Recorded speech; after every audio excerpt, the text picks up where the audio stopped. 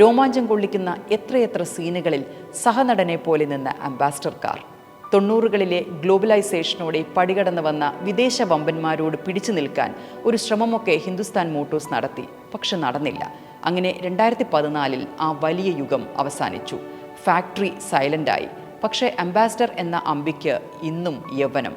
അതുകൊണ്ടല്ലേ ആഴമുള്ള സീനുകളിൽ ഇന്നും ആ അംബാസഡറിനെ തന്നെ നായകന് വന്നിറങ്ങാൻ പല പടങ്ങളും ഉപയോഗിക്കുന്നത്. കുറച്ചു നാളുകളായി സോഷ്യൽ മീഡിയയിൽ പരക്കുന്ന ചില ചിത്രങ്ങളുണ്ട്. അത് പുതിയ അംബാസഡറിൻ്റെ ചിത്രങ്ങളാണെന്ന പേരിൽ.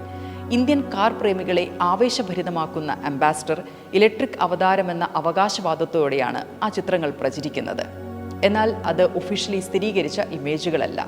വാർത്ത സത്യമാകണമെന്ന് ആഗ്രഹിക്കുന്നവരാണ് ഭൂരിപക്ഷം വാഹനപ്രേമികളെങ്കിലും 2026 മാർച്ചിൽ ഇന്ത്യൻ വാഹന മാർക്കറ്റിലേക്ക് ആ പഴയ ചക്രവർത്തി മടങ്ങി വരുമെന്ന വാർത്തകൾക്ക് ഒരു ഒഫീഷ്യൽ സ്ഥിരീകരണവും ഇതുവരെ വന്നിട്ടില്ല.